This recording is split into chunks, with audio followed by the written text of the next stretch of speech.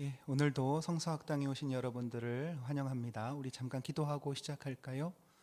좋으신 아버지 하나님 감사합니다. 2022년을 잘 보내게 해주시고 2023년 새해를 맞아서 첫 성서학당 이 자리에 올 수 있도록 함께할 수 있도록 도와주셔서 감사합니다. 우리의 시간도 주님의 것임을 고백하며 오늘 이 시간 하나님께서 주시는 은혜, 깨닫게 하시는 은혜를 마음껏 누리게 하여 주시옵소서. 감사하며 예수님의 이름으로 기도드립니다. 아멘. 예, 반갑습니다. 한 주 만에 뵙는 거지만 해가 바뀌었어요, 그죠? 예, 나이가 한 살 더 늘었는데 이제 6월이 되면 한 살이 적어지죠, 그죠? 예, 6월부터는 이제 만 나이로만 한다고 하더라고요, 그렇죠? 그 어떤 나이 좀 지긋하신 집사님이 올해는 정말 좋습니다 그러시더라고요. 나이가 적어져서 좋으시대요. 여러분은 2023년 뭐가 좋을 것 같습니까? 좋을 것 같다. 이제 기대지요. 기대. 기대하면서 사는 인생은 재밌는 것 같아요. 기대할 게 하나도 없는 인생은 무료하죠. 재미 하나도 없죠. 예, 오늘 성서학당 말씀 속에서 길을 찾다 세 번째 시간입니다. 지난 시간 잠깐 돌아보면 지난주에 만남에 대해서 이야기를 했지요. 특별히 만남의 종류에 대해서 이야기를 했는데요. 만남에는 두 종류의 만남이 있습니다. 형식적인 만남이고요. 비유적으로 표현을 하면 선박과 선박 사이의 만남이라고 했지요. 그냥 스쳐 지나가는 스침의 만남입니다. 서로를 보고 존재를 알기는 하는데 눈에서 멀어지면 더 이상 생각하지 않고 관심을 두지 않지요. 볼 일만 보면 이제 별로 신경 쓰지 않는 그런 만남입니다. 호기심도 없고 관심도 없는 만남이라고 할 수가 있죠. 그 몇 년 전, 한 2년 전인가요? 제 아들 중에 한 녀석이 저한테 이렇게 묻더라고요. 아빠는 여자친구 몇 명 사귀어 봤어요? 그렇게 묻더라고요.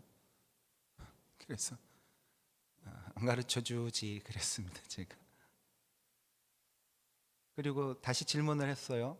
너는 여자친구가 있냐 그랬더니 있대요. 근데 제가 그 여자친구를 한 번도 본 적이 없거든요. 예. 그래서 연락은 자주 하냐 그랬더니 예, 가끔 해요.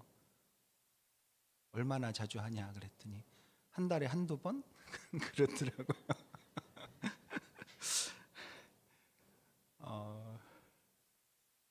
그래서 제가 그랬죠.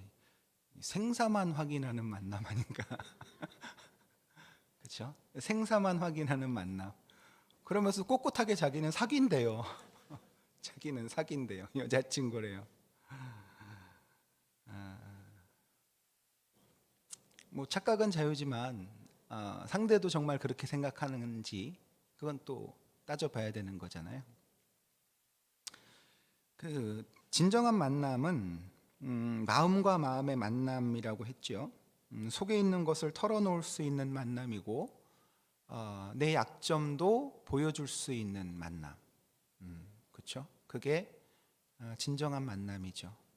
그리고 이 진정한 만남은 나의 약점, 부족한 것 이런 것을 보여줘도 괜찮은, 받아들여지는, 인정되는 그런 종류의 만남입니다. 그래서 이 진정한 만남을 갖기 위해서는 내 마음에 있는 것을 꺼내놓는 과정이 필요한데요. 이때 비로소 소통이라는 게 일어나죠. 나는 이것을 좋아하고 나는 저것은 싫어하고 나는 이렇게 되기를 바라고 저렇게는 안 됐으면 좋겠고 나는 당신이 이렇게 하면 속상하고 나는 너희가 이렇게 하면 참 좋더라 라고 하는 이야기를 안전하게 나눌 수 있는, 안전하게 대화할 수 있는 관계, 그게 진정한 만남이잖아요. 가끔 이제 그런 상담을 받을 때가 있어요. 목사님 설교를 듣고 아니면 교회에서 참 은혜를 많이 받고 내가 이러면 안 되겠다 하면서 이제 자녀하고 대화를 시도했대요. 또는 아내하고 대화를 시도했대요. 근데 그 대화를 하고 난 다음에 더 사이가 멀어졌다고. 어떻게 대화를 하셨습니까? 그랬더니 야, 이제부터 아빠는 너희들과 이야기를 나누고 싶다 하면서 가족회의를 소집한 거예요. 그리고서 순서를 정해서 자, 첫째부터 얘기해봐. 넌 아빠한테 원하는 게 뭐야? 그렇게 해서 대화가 되나요? 안 되죠. 그 오랫동안 내가 지속해왔던 것은 그렇게 하지 말아야지라고 결단하고 결심했다고 해서 단번에 바뀌지 않아요. 그 하나님이 세상을 창조하신 질서를 보면 순간적으로 바꿀 수가 없어요. 뭐든지. 사람도 이렇게 그 운동을 하거나 움직일 때 이쪽 방향으로 가다가 갑자기 방향을 이렇게 바꾸면 어떻게 돼요? 관절에 무리가 가잖아요. 저도 점점 이제 그 관절에 무리가 간다는 게 뭔지 조금씩 느끼게 되는데, 특히나 빠른 속도로 한 방향으로 가고 있다가 이게 아니지 하고 방향을 탁 틀잖아요. 그럼 한동안 이게 이렇게 가요. 그렇죠? 운전을 하시는 분들은 잘 알겠지만 빠른 속도로 자동차가 이렇게 쭉 가다가 방향을 틀려고 할 때 반드시 속도를 줄여요. 속도를 줄이고 내가 가야 하는 방향으로 바라보면서 천천히 돌지요. 우리 인생에서도 뭔가 방향 전환이 필요하고 이제 바뀌어야 되겠다, 이렇게 하면 안 되겠다라는 결심이 서잖아요. 결심은 중요하지만 그 결심이 섰다고 해서 그게 단번에 바뀌질 않거든요. 한 번에 안 돼요. 만약에 그렇게 된다고 하면 세상이 아주 엉망이 될 거예요. 그렇죠? 나 오늘부터 나는 저기 국가대표 축구 선수 할 거야. 그러면 전부 다 손흥민 되는 거죠. 그렇죠? 만약에 여러분의 자녀들이 마음 먹은 대로 살 수 있었다면 다 효자 효녀가 됐겠죠. 여러분도 마찬가지고 저를 포함해서. 근데 사람이 그게 안 돼요. 결심하고 결단하면 그 다음에 내가 가려고 하는 방향으로 시선을 돌리고, 그리고 이제 그쪽으로 가기 위해서 연습과 훈련을 해야 되죠. 그리고 그게 내 몸에 익어야 되잖아요. 그 성서학당 요번 주 세 번째 만남인데요. 이제 세 번째 만남 하니까 이 시간 이렇게 목사님이 인도를 하고 요번 학기에는 이렇게 가는구나라는 게 조금 익숙해지시죠. 그렇죠? 근데 처음 딱 이렇게 왔을 때는 왜 이런 앞에 서론이 길지? 왜 교재나 책 읽는 거는 왜 별로 안 하시지? 여름에는 통독을 직접 했는데 요번에는 안 하네? 이런 게 조금 어색했을 거 아니에요. 그죠? 근데 이렇게 한 주, 두 주, 세 주 이렇게 지나가다 보니까 이게 자연스럽게 이렇게 하구나, 그리고 여기서 내가 뭘 배울 수 있구나라고 하는 것을 이제 익숙해지잖아요. 그런 거죠. 그래서 진정한 만남을 갖기 위해서는 참 시간과 노력이 많이 들어요.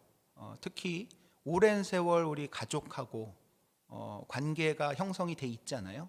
그리고 내 주변의 인간관계가 어느 정도 형성이 돼 있잖아요. 그러면 그것을 고쳐나가는데 꽤 많은 노력이 필요하죠. 그래서 지금 이 시간에 시작할 수 있는 것, 지금부터 내가 할 수 있는 것을 하나하나 차근차근 해 나가는 거예요. 그래서 진정한 만남을 위해서 자기 표현을 하라고 했었죠. 마음에 있는 것을 꺼내놓고 갈등을 해결하면서 자기를 계속 표현해야 된다고 했어요. 그래서 내가 나를 표현할 대상을 정해야 돼요. 만약에 내가 딸하고 얘기할 때는 편안하고 딸이 내 얘기를 잘 들어준다라고 하면 딸하고 얘기를 조금씩 풀어나가야 되고요. 아니면 그것조차도 너무 힘들고 어려운 사람이라면 내가 나 스스로에게 또 털어놔봐야 돼요. 조용히 나 혼자 있을 때, 아무개야, 너는 뭘 좋아하니? 누가 보면 좀 정신이 이상한 사람처럼 혼자 있을 때 하세요. 예. 나는 이런 걸 좋아했었어.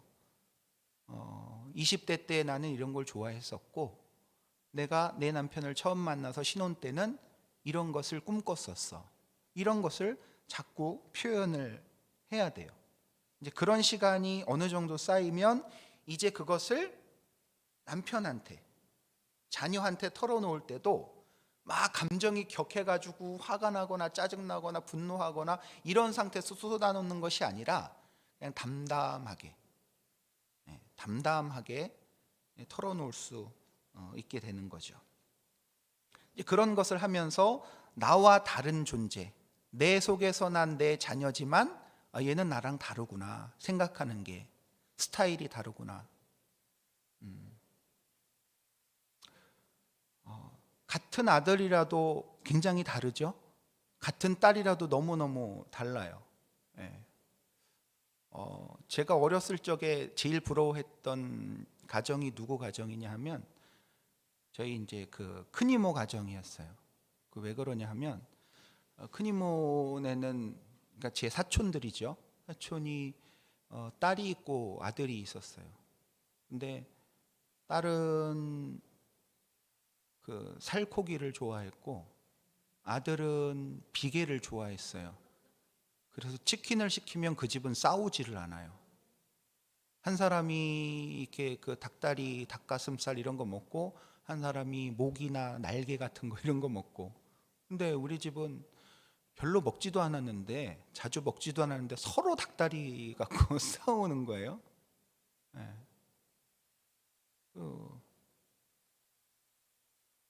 지금 우리 가정도 보면 애들이 비계를 별로 안 좋아하고 전부 닭다리만 좋아해서 저는 닭다리를 먹어볼 수가 없어요. 네.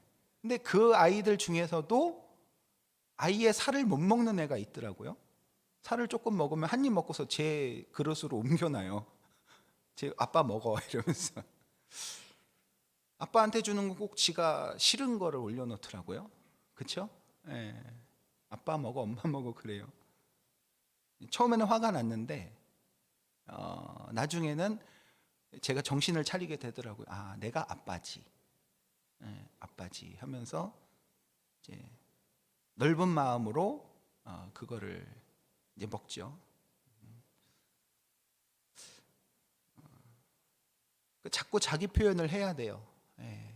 그러면서 제가 어릴 적에 이제 어머니한테 들었던 이제 그 이야기 중에 기억에 남는 게 그 어두일미 있잖아요. 어두육미, 뭐 어두육미라고도 하고 어두일미라고도 하는데, 부모가 생선을 구워놓고 자기 자식한테는 살 많은 몸통만 주고 엄마 아빠는 머리만 먹는 거예요.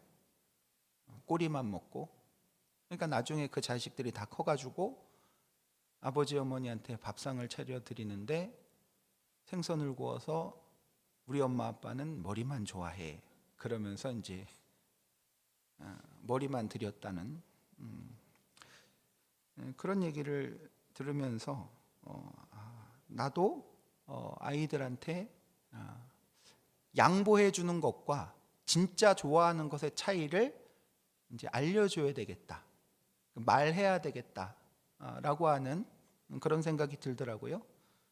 특별히 요즘 젊은 부모님들 그리고 젊은이들은 자기가 좋아하고 싫어하는 게 확실하잖아요. 그죠? 어떤 때는 당황스러울 정도로. 그러니까 여러분 세대에 나이가 들어갈수록 점점 더 인생이 외롭고 힘들고 어려워질 수가 있어요. 왜냐하면 나는 그렇게 표현을 못하던 시대에 살았거든요. 근데 내 자녀 세대는 다 표현하는 시대잖아요. 뭐 저희 부모님이 봤을 때 저와 제 아내도 그런 시기겠죠. 세대가 이렇게 흘러가면, 근데 그 세대가 다르더라도 계속 자기를 표현하고, 아, 너는 이것을 원하는구나, 너는 저것을 원하는구나, 이게 소통이 되면 거기서 진정한 만남을 이루면서 하나가 될 수 있다고요. 근데 서로 아무 말도 안 해. 서로 이렇게 그 의견도 안 주고받고, 아, 이 얘기 했다가 괜히 싸우는 거 아닌가, 그런 걱정에. 그러니까 내가 이 이야기를 하면 꼭 싸울 것 같아라고 하는 사람은 그동안 진정한 만남을 너무 못 해왔던 거예요. 그래서 자기를 담담하게 표현할 수 있는 방법을 모르는 거죠. 지금부터라도 뭔가 하나씩 해내셔야 되는 거예요. 서론이 길었는데 오늘 이야기를 시작을 좀 하겠습니다. 인생이란, 어떤 철학자가 인생을 정의하기를 이렇게 정의를 했어요. 많이들 들어보셨을 거예요. 인생은 B와 D 사이의 C이다. 이런 얘기 들어보셨어요? 많이 들어보셨죠? 도대체 무슨 말인지 처음 볼 때는 뭔 말인지 모르겠어요. 근데 이제 내용을 하나씩 살펴보면 이해가 됩니다.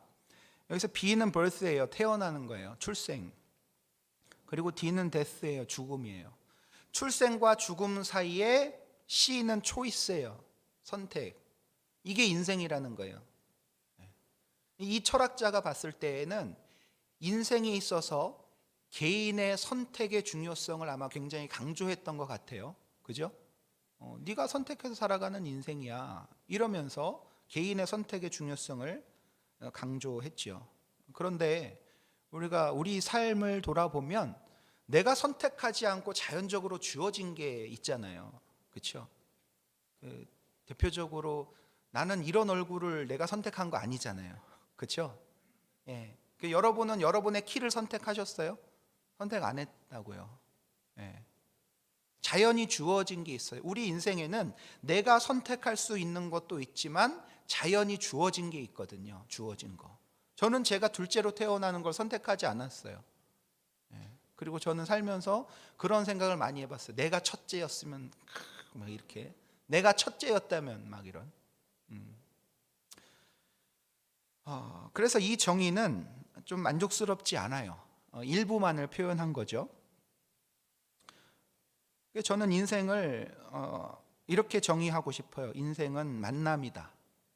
특별히 이번 성서학당을 통해서 여러분들에게 나누고 싶은 이야기, 또 구약 성경을 쭉 읽어가면서 인생은 만남이다라고 하는 관점에서 한번 성경을 한번 읽어보세요. 그리고 내 인생을 다시 한번 재조명해 보셨으면 좋겠어요. 인생은 왜 만남이냐? 태어나면서 부모와 만나죠. 그리고 형제 자매와 만나게 됩니다. 그러면서 인간관계의 제일 기본적인 것을 배우게 돼요.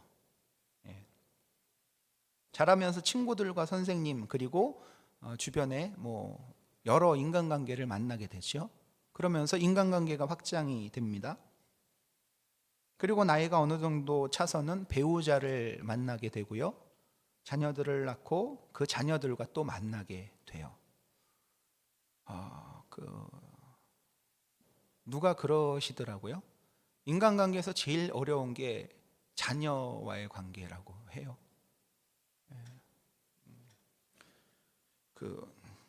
그런 얘기 아마 들어보셨을 텐데, 남편이 갖다 주는 돈은 누워서 받고 아들이 갖다 주는 돈은 무릎 꿇고 받는다고.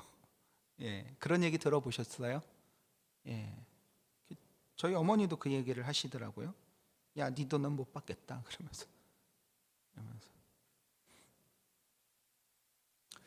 어쨌든 이런 만남의 연속이에요. 우리의 인생은. 그래서 누구를 만나느냐, 어느 시기에 누구를 만나느냐가 굉장히 중요하죠. 근데 이것보다 더 중요한 만남이 있는데요. 그건 뭐냐면 나와의 만남이에요. 내가 나를 만나는 거. 내가 나를 만나지 못하면 다른 사람을 만날 때 내가 사라지는 경우가 있어요. 그리고 나만 남는 경우가 있어요. 내가 사라지는 만남도 좋은 만남이 아니고요. 나만 남는 만남도 좋은 만남이 아니에요. 그 우리나라에서 그 유교적인 이 전통, 이 문화 속에서 살아온 사람들은요, 대부분 내가 사라지거나 나만 남는 만남을 많이 경험을 해요. 예를 들면 엄격한 가정에서 자라났으면 아버지가 말씀하시면 무조건 일단은 예해라, 뭐 이런 거 있잖아요. 예. 제가 그 얘기 했었나요? 저 그 할아버지 댁에 가면은 밥상을 할아버지하고 아버지하고 형만 따로 받았다고, 그렇죠? 이런 만남. 어디 어른들 얘기하시는데 뭐 이런 것들. 그게 다 나쁜 건 아니지만 그게 필요할 때도 있지만 그게 지배적인 문화가 돼버린다는 거예요. 그럼 나는 사라지는 거죠. 이런 환경에서 오랫동안 자라온 사람은요, 나중에 내가 부모가 되면 자녀에게 그렇게 돼요. 이걸 고치기 위해서는 내가 잘못됐고 이렇게 가면 안 되겠구나를 깨달은 이후에도 오랜 시간이 걸리잖아요. 오랜 시간 걸리거든요. 그래서 한국의 그 아버지들, 남자분들이 대부분 나이가 드셔서 늙어서 외로움을 많이 느끼시죠. 그게 신체적으로 이렇게 능력이 떨어지고 뭐 이렇게 경제적으로 능력이 떨어지고 그런 것도 있지만, 가족 관계, 제일 마지막에 남는 관계가 가족 관계잖아요. 가족 관계에서 소외감을 느끼는 거예요. 왜냐하면은 말을 섞을 수가 없어요. 이야기를 해도 아내도 귀를 닫고 자식들도 귀를 닫고. 근데 굉장히 억울하잖아요. 나는 뼈 빠지게 한평생 일해서 너희들 교육시키고 먹여 살렸는데 이게 뭐가 문제예요? 소통이 안 일어나는 거죠. 진정한 만남을 가족과 갖지 못한 거죠. 그래서 내가 누구고 나는 뭐를 좋아하고 내가 바라는 거 무엇인가를 자꾸 내가 생각해 봐야 돼요. 그리고 정의하고 나도 나를 스스로 만나야 되거든요. 내가 이런 걸 잘했었어? 내가 이런 걸 좋아했었어? 근데 안 해보면 그걸 모르거든요. 그리고 또 나뿐만이 아니라 하나님을 만나야 됩니다. 하나님을 만나지 못하면 인생의 궁극적인 의미를 깨달을 수가 없어요. 내가 지금 이곳에 왜 있는지, 그냥 어쩌다 그랬지. 내가 지금 왜 이 사람과 살고 있는지, 그날 실수했어. 뭐 이러면 안 되잖아요. 그죠? 인생의 궁극적인 의미와 목표, 지향점을 찾을 수가 없어요. 하나님을 만나지 않으면. 그래서 이 하나님과의 만남이 참 필수적인 거죠. 제가 정의한 인생은 만남이라고 했어요. 여러분들은 인생이 뭐라고 정의를 하시나요? 그걸 한번 정의를 해보세요. 그리고 그에 따라서 지금 나는 잘 살고 있네. 나는 좀 많이 헤매고 있구나. 나는 지금 바닥으로 좀 떨어져 있구나. 다시 차고 올라가고 있는 중이구나. 이런 걸 분별해 볼 수 있지요. 나와 만나는 방법은 여러 가지가 있는데 보통 사람들의 경우 내가 나 자신을 만나는 시간은 일기 쓰기 할 때 많이 만나요. 하루를 정리하거나 하루를 돌아보면서 내가 뭘 했고 어땠고 일기를 쓰면서 자기를 만나죠. 우리 그리스도인들, 기독교인들은 언제 또 나를 만납니까? 조용히 기도할 때 나를 만나죠. 하나님, 어제 이런 일이 있었는데 제가 왜 그랬는지 몰라요. 그러면서 하나님, 저는 이걸 하고 싶습니다. 제 아들이 이렇게 됐으면 좋겠고 저는 제 남편과 이렇게 살고 싶습니다. 기도하면서 나를 만나는 거예요. 기도할 때 나를 만나고 하나님을 만나는 거예요. 그래서 기도 참 중요하죠. 또 큐티할 때, 설교 들을 때, 그럴 때도 또 나를 만나는 시간이죠. 또 너와의 만남 있죠. 너와의 만남은 우리가 이렇게 그 물리적으로 많이 만나잖아요. 사람을 교회에서도 만나고 뭐 친구들도 만나고 많이 만나고 자녀들도 만나고 하는데, 그 만남이 이제 형식적인 만남에서 진정한 만남으로 계속 넘어갈 수 있도록 노력을 해야 되죠. 그리고 하나님과의 만남. 하나님과 언제 만나세요, 여러분? 언제 만나시나요? 예배를 통해서 만나죠. 예배를 통해 한 주간 힘들었는데 목사님의 설교를 들으면서 아 그래 그때 그게 그거였지, 하나님의 뜻은 이거지, 하나님을 만나는 거죠. 성경 말씀을 읽으면서 또 하나님을 만나잖아요. 우리가 또 성서학당을 통해서 하나님을 만나죠. 이렇게 성경을 매일 조금씩 읽으면서 거기에 기록된 하나님의 말씀이 나에게 제일 많이 남아요. 왜 그런가 생각을 해보는 거예요. 아, 이게 하나님이 나에게 지금 깨닫게 해주시는구나, 말씀해 주시는구나. 그러면서 하나님을 만나가는 거죠. 자, 오늘 함께 나눌 이야기는 다윗 이야기예요. 다윗. 사실 다윗은 이야기할 게 굉장히 많아서 사실 1시간 내로 끝낼 수가 없는데 한번 도전을 해볼게요. 여러분들이 지금 매일매일 성경을 쭉 읽으시니까 제가 다 읽었다고 믿고 다 읽었다고 믿고 쭉 그냥 설명을 하면서 이야기를 이어 나갈게요. 예. 자, 다윗은 어떤 만남을 가졌나요? 먼저 생각해 봐요. 다윗의 아버지 누구였죠? 이새지요. 그리고 그의 형제가 7명 있었어요. 그리고 다윗은 몇째? 막내죠. 막내예요. 그리고 다윗에게 영향을 줬던 하나님의 사람들, 신앙적인 면이죠. 사무엘 선지자가 있었죠. 사무엘은 어떻게 했죠? 다윗에게 기름 부었던 사람이죠. 그죠? 그리고 누가 있습니까? 나단이라고 하는 선지자가 있잖아요. 나단은 무슨 역할을 했죠? 예? 다윗이 죄를 지었을 때, 밧세바를 범했을 때 그것을 깨닫게 해주고 다시 회복시키는 하나님의 말씀도 선포했던 선지자죠.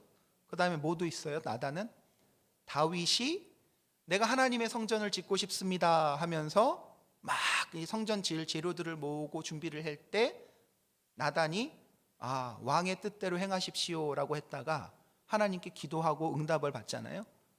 다윗은 성전을 지을 수 없고 그의 아들 때에 짓게 하겠다라고 하나님의 말씀을 받고 나단이 가서 왕에게 이야기하잖아요. 참 이것도 보면 나단이 참 훌륭한 선지자예요. 그 어마무시한 절대 권력을 가진 왕이 나 평생 소원 이거야, 성전 짓는 거. 그러면서 막 준비하고 있는데 가지고 하지 마시오 막 이런 거 아니에요? 야 대단하죠. 그리고 그 다윗이 죄를 졌을 때 당신이 죄를 졌습니다 이러면서 양의 비유하잖아요. 양 한 마리 가진 사람이 있고 99마리 가진 부자가 있는데 손님이 왔을 때 그 가난한 사람이 양 한 마리 뺏어서 손님을 대접했습니다. 이 사람을 어떻게 해야 합니까? 야, 참 얘기도 잘해요. 보면 선지자는 얘기를 잘해야 되는 것 같아요. 이제 말을 재밌게. 다윗이 열받아가지고 그런 사람은 죽여야지 그랬더니 그게 당신이요 그러잖아요. 다윗이 참 훌륭한 점이 그거예요. 내 죄가 드러났을 때 그것을 받아들이고 회개할 수 있는 사람. 한번 사울과 비교해 보세요. 사울은 어떻게 했고 다윗은 어떻게 했나요? 사울은 그 죄를 덮고 감추고 또 선지자 사무엘에게 오히려 거짓말을 시키잖아요. 그렇죠? 내가 이걸 잘못했더라도 백성들 앞에서 나를 높여서 제사 지내게 해주십시오 그러잖아요. 근데 다윗은 그렇지 않죠. 오히려 그 자리에서 회개하고 금식하잖아요. 그리고 신하들이 다 걱정하고 왕이요 그러지 마십시오 그랬는데 아니다 하면서 막 금식하잖아요. 그리고 그 기도하던 그 아들이 죽었을 때 다 이렇게 다시 옷을 갈아입고 깨끗이 하고 다시 음식을 먹잖아요. 신하들이 보면서 그게 신기한 거예요. 어떻게 저럴 수 있을까? 죽었으면 더 슬퍼해야 되는데. 그랬더니 그 다윗이 하는 말이 혹시 아이가 살아있을 때에는 내가 이렇게 회개하고 겸비하면 하나님이 불쌍히 여기셔서 살려주실지 몰라서 그랬지만 이제 그는 죽었으니 내가 다시 정신을 차려야지 하고 음식을 먹잖아요. 믿음의 사람들은 이제 뭐가 달라도 다르죠. 믿음이 있는 사람과 없는 사람을 구분하는 또 좋은 방법이 뭐냐 하면 어려움을 만났을 때 어떻게 대처하는가, 나의 잘못과 나의 실수가 드러났을 때 어떻게 하는가. 조금 더 구체적으로 가볼까요? 여러분들이 이제 그 부부싸움을 했어요. 막 열받아서 싸우다가 가만히 돌이켜 보니까는 내가 잘못한 거야. 그러면 어떻게 수습하세요? 네. 그 옛날 어르신 남자분들 같은 하고서 이제 모르는 척하고 있다가 하룻밤 자고 일어나서 그냥 아무렇지도 않게 행동을 하시죠. 그렇죠? 그 일반적이었어요. 저희 뭐 할아버지도 그랬고, 저희 아버지 얘기는 안 할게요. 저는 어떻게 할까요? 저도 하고 넘어갈 때도 있고, 미안하다고, 내가 몰랐었다고, 오해했다고 그럴 때도 있어요. 그거는 내 컨디션에 따라 달라요. 제 컨디션에 따라서.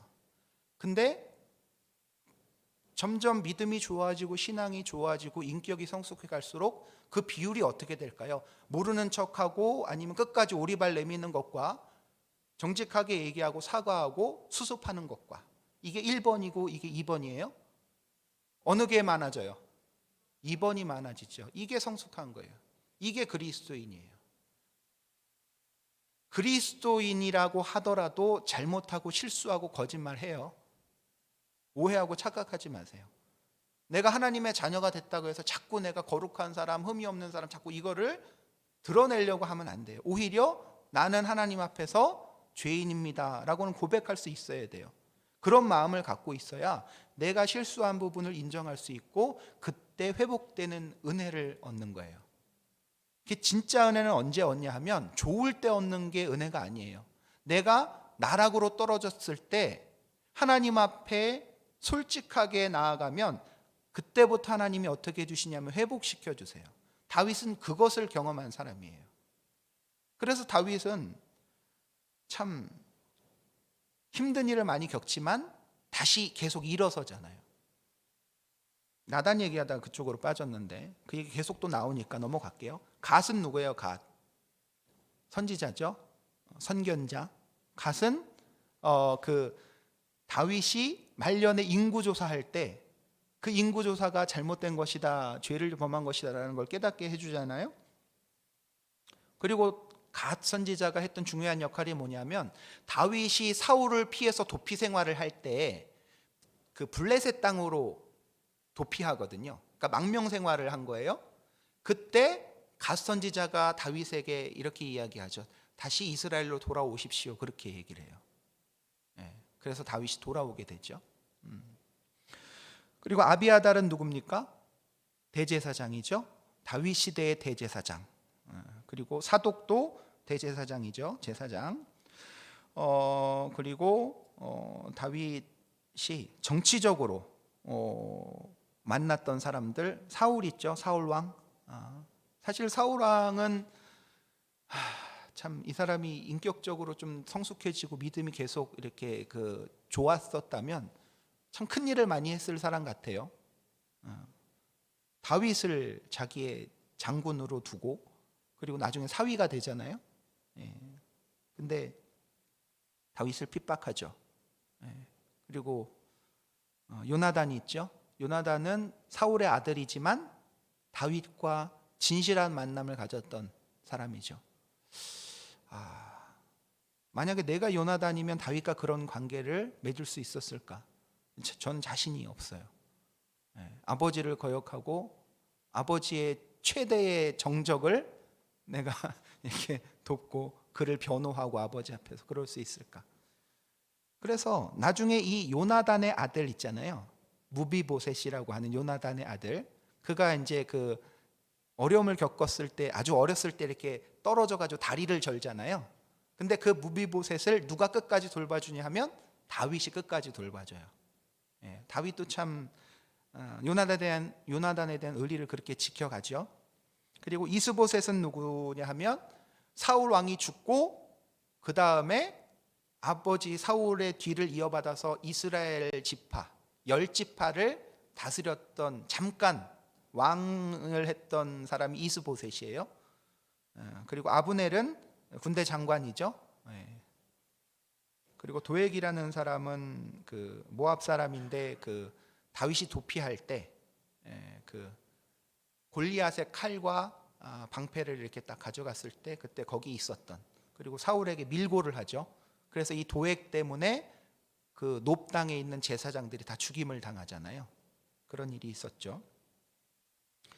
자, 또 다윗의 인간관계를 보면 다윗은 아내가 참 많았어요. 제가 20대 때 이 성경 공부를 하다가 다윗을 보면서 제가 되게 웃었어요. 비웃었어요. 다윗보다 내가 더 나을 것 같은데, 이렇게 좀 교만하게. 왜냐하면 다윗은 아내가 이렇게 많아요. 그리고 막 불륜도 저지르고요. 다윗이 불륜 저지르고 그 신하를 죽이잖아요. 그냥 제가 생각나는 대로 다윗의 아내를 대충 적은 거예요. 미갈 누군지 아시죠? 아히노암, 도망 다니면서 그 도피 생활 중에 얻은 아내 중에 하나고요. 아비가일에 대한 내용은 그 에피소드로 하나 나오잖아요. 나발의 아내. 기억나세요? 사무엘상에서 도피 생활을 하는 중에 다윗과 함께했던 많은 무리들이 이 아비가일의 남편 나발, 그 양들을 이렇게 지켜주잖아요. 근데 그 잔치할 때 식사 대접을 한 번도 안 하는 거예요. 그래서 사건이 하나 있었죠. 근데 아비가일이 참 지혜롭게 해서 그 멸망당하는 것을 막죠. 그리고 다윗의 아내가 됩니다. 아비가일. 이제 그 유대인들 중에서는 이 아비가일이라는 이름이 흔해요. 여자 이름으로 지혜로운 여인. 그래가지고 우리는 여자 이름으로 어떤 이름 선호하나요? 요즘 제 딸이 없어서. 아무튼 선호하는 이름 있잖아요. 아비가일이라는 이름이 흔합니다.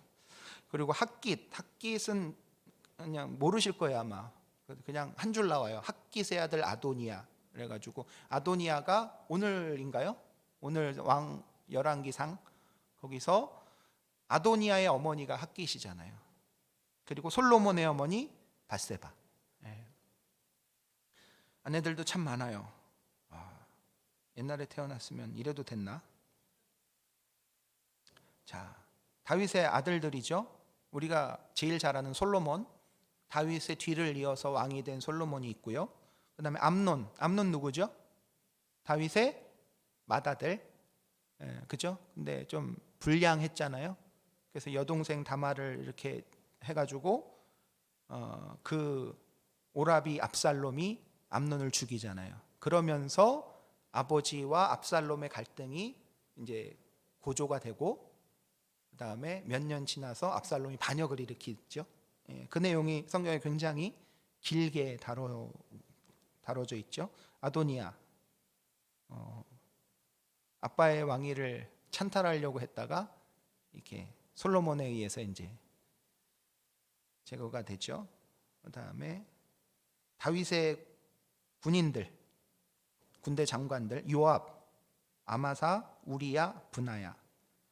요압은 다윗 시대의 최고의 장군이었고, 브나야는 이제 그 솔로몬 시대의 요압 자리를 대신한 그런 장군이고요. 우리야는 우리가 다 알다시피 밧세바의 남편이었죠. 이 사람이 헷사람이에요. 헷사람, 이건 누구냐 하면은 그 히타이트라고 해가지고 지금 아시리아 쪽, 그 아수르, 성경엔 아수르라고는 저 위쪽 북방 민족의 전투 민족이에요. 이 헷사람이라고 하는 거는 세계사에서는 히타이트족이라고 하는데, 이 우리아가 다윗의 부장이었어요. 장군, 충성스러운. 그러니까 우리가 이런 역사를 보면, 구약 성경을 보면 이 이스라엘이라고 하는 나라에 유대인만 있었던 게 아니에요. 우리가 그 민수기, 레위기 후반 민수기 이런 데 보면 이방인이라도 하나님의 백성으로 받아들여지는 경우가 많이 있어요. 그래서 오픈돼 있어요. 하나님의 자녀가 되는 길은 오픈돼 있어요. 딱 막혀 있는 게 아니에요.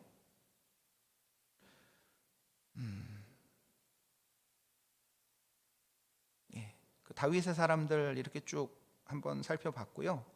자, 다윗의 일생을 그 시기별로 한번 정리를 해봤어요. 다윗의 유소년기 한번 생각해 보면 다윗은 막내 아들이었죠, 그죠? 그래서 가정에서는 대접을 별로 못 받았어요. 무시를 당하고 허드렛 일을 많이 한 거예요. 그래서 목동 생활을 했고요. 사무엘이 이새의 아들 중에 왕이 있다라고 해서 그 이새의 집에 갔을 때 아버지가 형제들을 다 불러 모았지만 누구만 안 불렀어요? 다윗만 안 불렀어요. 그러니까 이걸 보면 이새도 다윗을 그렇게 인정하지 않았던 것 같아요. 그러니까 그 유소년기에 다윗이 느꼈을 감정이 어땠을까요? 나는 아버지한테도 인정 별로 못 받네. 그런 마음이 있었을까요? 시편에 보면 다윗의 시 중에 이런 내용이 있어요. 내 아버지는 나를 버렸으나 여호와는 나를 영접하시리이다. 이런 구절 혹시 기억나세요? 그러니까 다윗은 자기의 감정을, 자기의 생각을, 자기의 아픔을 다 이야기해요. 제일 먼저 누구한테 이야기해요? 하나님께 이야기하는 거예요. 시편의 많은 많은 부분이 한 3분의 1 정도가 다윗의 시라고 알려져 있거든요. 이건 다윗이 하나님 앞에 자기 마음을 털어놓은 거예요. 자기의 생각을 털어놓고요. 다윗이 지은 시를 살펴보면 그 억울함을 토로한 내용도 굉장히 많고요. 하나님이 지으신 세상을 찬양하고 감사하는 내용도 굉장히 많아요. 예. 넘어갈게요. 다윗은 심부름꾼이었고 또 뭐였어요? 음악가였잖아요. 음악가. 우리 자녀들한테 한 가지 악기 정도 가르치는 거 너무 좋은 것 같아요. 그죠? 예. 그 음악처럼 감정을 이렇게 잘 표현하는 게 없잖아요. 막 감정적으로 막 폭발하는 애들도요. 음악을 가르쳐서 뭔가 악기를 하나 가르치거나 이렇게 하면요, 그걸로 해소를 해요. 예. 어저께 제 아들 중에 한 녀석을 드럼 학원에 등록시켰어요. 두드리면서 좀 해소 좀 하라고. 그거 아시죠? 그 청소년기, 사춘기의 아이들은 이 에너지가 팍팍 올라오잖아요. 이제 그걸 해소할 수 있게 해줘야 돼요. 건전하게. 예. 그래서 그거를 뭐 운동이든 악기든 뭐든 이렇게 해소를 시켜줘야 되거든요. 예. 그거 해소 안 시키면 나중에 20대, 30대 아니면 40, 50대에 터질 수가 있어요.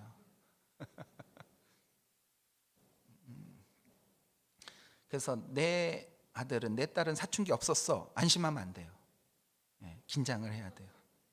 차라리 어릴 때 이렇게 가볍게 건전하게 이렇게 하고 가는 게 낫지 나중에 해결하면 더 힘들어요. 자, 다윗의 청년기 어땠어요? 골리앗을 때려눕힌 일이 있었죠. 그리고 장군이 됐어요. 승승장구하죠. 그러다가 사울 왕의 사위가 되었죠. 그리고 사울 왕의 그 질투, 시기 때문에 이제 쫓겨 다니죠. 도망자가 됐어요. 이 도망한 도피 생활이 꽤 길었어요. 한 10년 이상 이렇게 됐어요. 10년 이상 도망 다녔다고 생각해 보세요. 얼마나 힘들고 피곤했을까. 그것도 최고의 권력자가 나를 죽이려고 계속 쫓아와요. 얼마나 힘들까요? 그 사울이 다윗을 쫓아가면서 이렇게 위협했던 그 장면들 사무엘상에 많이 나오잖아요. 예. 아마 기억이 나실 거예요. 다윗의 장년기 어땠나요? 유다의 왕이 먼저 돼요. 그렇죠? 헤브론에서 유다의 왕이 되잖아요. 유다 민족의 왕이 된 거예요. 그래서 7년 6개월을 다스렸죠. 그러니까 사울의 아들 이스보셋과 다윗과의 경쟁했던 세월이 한 7년 정도 되는 거죠. 그렇죠? 예. 그리고 이스라엘의 왕이 됩니다. 이제 통합 이스라엘을 다스리는 이제 왕이 된 거예요. 이때부터 이제 진짜 이스라엘의 왕이라고 이제 인정을 받게 되는 거죠. 그리고 다윗은 가장이었고 무엇보다 하나님의 종이었습니다. 자, 이게 뭐냐 하면 다윗의 일생을 놓고서 제가 그려본 거예요. 뭐 여러분은 다르게 그려볼 수도 있어요. 근데 저는 이렇게 그렸어요. 다윗의 어린 시절부터 죽음에 이르기까지의 인생 그래프를 그린 거예요. 자, 근데 여기서 주목해 봐야 할 게 뭐냐 하면 여기 빨간 점들 있잖아요. 네. 이때마다 이제 큰 사건들이 하나씩 있었던 거예요. 물론 자잘한 사건 여러 가지 에피소드가 있지만 정말 인생의 터닝 포인트가 되는 점들이에요. 이 빨간 지점들이. 물론 더 많이 찍을 수 있지만 이걸 찍다 보면 이것만 설명해도 내일까지 아마 해야 될 것 같죠. 저는 식사를 안 하면 화가 나는 스타일이라 오늘 식사 전에 끝내야 돼서 이 정도만 했거든요. 저거 하나하나 한번 생각해 봐요. 다윗의 인생이에요. 처음 빨간 점, 갑자기 인생이 쭉 올라가잖아요. 무슨 사건이었을까요? 이거 첫 번째. 그 다음에 두 번째 점, 갑자기 인생이 나락으로 떨어져요. 이게 어떤 사건일까요? 한번 상상해 보세요. 여러분이 성경을 읽었던 것 중에. 그리고 세 번째 터닝 포인트, 갑자기 그의 인생이 쭉 올라가요. 예. 그리고 쭉 올라가던 게 그냥 평탄하게 가면서 완만하게 올라가죠. 그러다가 또 다시 쭉 떨어져요. 그리고 다시 한번 또 나락으로 쭉 떨어지고 마지막에 이제 인생이 서서히 저물어 가죠. 어떤 사건들일까요? 제가 정리를 한 거예요. 골리앗을 물리치고 일약 최고의 장군이 되죠. 그러면서 인생이 쭉 올라갑니다. 그리고 승승장구하면서 이제 왕의 사위도 되지요. 그러다가 사울의 핍박을 받아서 도망자 인생이 시작됩니다. 그리고 도망자 인생일 때는 정말 힘들겠죠. 물론 이게 그의 마음 상태, 심리 상태를 다 대변하지는 않아요. 하지만 이런 인생의 사건들 때문에 이 사람은 참 어려운, 어두운 시기를 지났구나라고 하는 관점에서 볼 때 이 그래프가 저는 그래도 괜찮지 않나 싶어요. 이 도망자 인생을 살 때가 이 제일 밑바닥에서 쭉 흘러가는 그 10년 도피 생활, 망명 생활이었다고 봐요. 그리고 사울이 죽으면서 그가 점점 이제 올라가죠. 도망자 인생에서 도망 안 가도 되는 인생. 이게 얼마나 사람을 편안하게 하는지, 그렇죠? 그리고 유다의 왕이 되고 이스라엘 왕이 되고, 그리고 다윗의 인생에서 그의 업적 중에 아주 큰 것 중에 하나가 언약궤를 운반해서 다시 왕의 성으로 옮긴 게 있어요. 그리고 다윗 언약을 얻잖아요. 다윗 언약 뭔지 아시죠? 이 다윗 언약은 제가 하나님의 성전을 짓겠습니다라고 했다가 하나님이 아니야, 너는 못 져, 네 아들이 질 거야 했을 때 하나님이 다윗에게 내가 네 자손의 왕위를 계속 이어가게 해주겠다 그러잖아요. 이게 다윗 언약이거든요. 그리고 그의 인생이 한번 쭉 떨어집니다. 이게 저는 밧세바 사건이라고 적었어요. 성경에 보면 이 밧세바 사건을 전후로 해서 다윗의 인생이 확 바뀌어요. 이때부터 다윗의 가정에 우환이 생겨요. 그죠? 집안의 문제가 계속 발생하고요. 반역이 일어나고 다윗이 도망가고 패하고 이런 일이 생기죠. 압살롬의 반역으로 제일 끝까지 떨어졌어요. 나라까지. 그 압살롬이 반역해가지고 왕위를 찬탈하잖아요. 그리고 이제 다윗이 도망 생활하는데 다윗과 압살롬 사이에 전쟁이 벌어지잖아요. 전투가 벌어질 때 다윗이 그 자기 군인들 그리고 군대 장관 요압에게 뭐라고 얘기를 해요? 소년 압살롬을 살살 다뤄라, 죽이지 마라 그러잖아요. 그죠? 참 이 아버지의 마음이 그럴 수 있을까? 만약에 내 아들이 나를 이렇게 막 정말 제가 왕이 아니니까 제자를 뺏길 일이 없겠죠. 그렇지만 내 아들이 나에게 이렇게 그 반역을 저질렀을 때 나는 어떨까? 근데 다윗은 그 아들도 살려주기를, 그리고 그가 죽었을 때 막 엉엉 울잖아요. 슬퍼하잖아요. 일반적으로는 잘 죽었다 이렇게 할까요? 모르겠어요. 제가 그냥 일반적으로 생각하기를 어머니들은 엉엉 울 것 같아요. 근데 아버지들은 조금 결이 다르지 않을까. 아버지들 폄하하는 건 아니고 취소하겠습니다. 아버지들이 여기 없어가지고. 근데 제가 봤을 때 그 정도로 슬퍼할 것 같진 않아요. 얼마나 슬퍼했으면 그 요압 장군이 요압 장군이 다윗에게 가서 그렇게 얘기하잖아요. 왕이시여, 만약에 이 전쟁에서 우리가 죽고 압살롬이 승리했으면 왕이 기뻐했을 것입니다. 그런 그 정도로 말하잖아요. 그리고 요압이 열받아 가지고 왕이 계속 이렇게 울면 우리들 다 떠날 겁니다. 그러잖아요. 그렇죠? 예. 아무튼 다윗의 일생을 쭉 보면 정말 생각할 게 많고 재밌는 얘기도 많아요. 다 할 수가 없어서 여러분들이 성경 계속 읽으면서 한번 그려보세요. 예, 자, 이렇게 다윗의 인생을 봤고요. 자, 그러면 이제 내 인생을 한번 여러분 생각해 보세요. 내 인생. 이 성경 말씀이 그때 다윗의 얘기로 끝나면 아무 의미가 없어요. 이게 내 인생을 돌아보면서 나는 그럼 어떤 인생인가? 내 인생에는 어떤 터닝 포인트가 있었지? 그때 그 남자 놓친 게 참 후회스러워. 그때 내가 이 남자를 선택해서 지금 행복하지. 이런 것들이 있잖아요. 그때 내가 그 집을 샀어야 돼. 참 말이야. 그렇죠? 그런 인생의 터닝 포인트가 있어요. 그때 내가 내 딸한테 그렇게 박하게 안 굴었어야 되는데, 그때 그랬으면, 내가 안 그랬으면 우리 딸이 지금 이렇게 돼 있을 텐데, 지금 뭐 이런 터닝 포인트들이 있잖아요. 그리고 그런 인생의 터닝 포인트에 어떤 만남이 있었나 한번 생각해 보세요. 그리고 그 만남은 나에게 어떤 영향을 주었나? 긍정적인 영향을 주었나? 아니면 부정적인 영향을 주었나?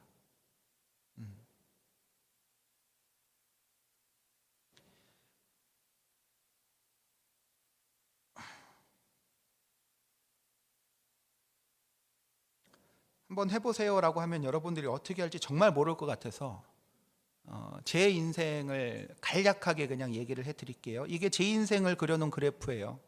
제 인생. 이건 뭐 적을 필요 없어요. 적으시면 안 돼요. 그냥 보고 저렇게 하는 거구나라고 하고 생각하고 여러분들이 이제 집에 가서 한 주 동안 한번 해보시는 거예요. 그리고 이것도 정기적으로 해보세요. 그러면 내 인생의 터닝 포인트도 그 해석되는 의미가 좀 달라져요. 제 인생의 터닝 포인트를 저는 6개로 잡았어요. 6개. 물론 더 있을 수도 있고 더 줄일 수도 있겠지만 제가 정리한 건 이래요. 첫 번째 인생의 터닝 포인트, 첫 번째 빨간 점은요. 제가 이제 중학교 2학년 때 그 교회에서 수련회를 갔다가 거기서 저는 이제 하나님을 처음 경험했어요. 하나님이 계시고 내가 정말 죄인이구나. 기도원에서 3박 4일 진행되는 수련회였는데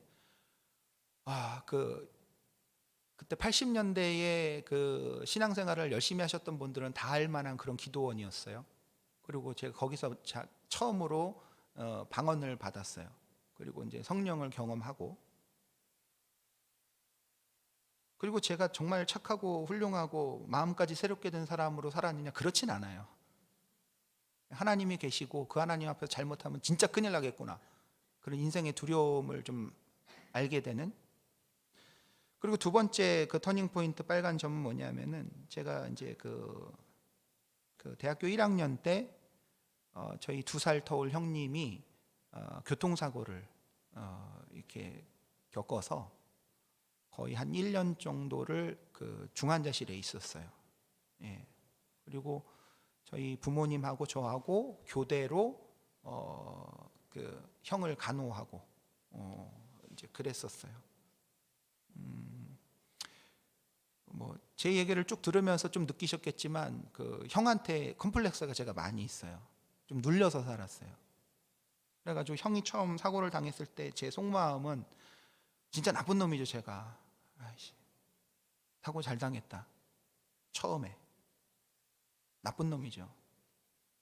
근데 얼마나 시달리고 힘들었으면 이제 형이 더 이상 나를 괴롭힐 수 없다라고 하는 생각에 기뻤던 거예요. 나쁜 놈이죠. 근데 아버지 어머니의 슬퍼하는 모습, 그리고 형을 간호하면서 정말 아무것도 할 수 없는 그냥 누워있는 그 모습을 보면서 안타까운 거예요. 그러면서 많이 눈물도 흘리고, 내가 이렇게 형을 미워했던 게 정말 나쁜 놈이구나, 그런 생각도 들고, 그러다 문득문득 나를 괴롭혔던 형의 모습을 떠올리면 잘 됐어 하면서 또 이랬다가 마치 지킬 앤 하이드처럼 내 마음의 이 갈등.